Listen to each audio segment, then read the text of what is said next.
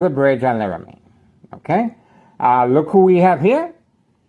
It looks like this is Carlos or Letty that own a protein shake business, same resident as the dollar store owner. So we're going to have to wait and see.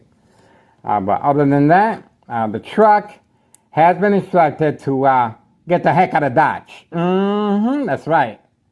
Oh, now it's parking on the opposite direction. How about that? Look at that.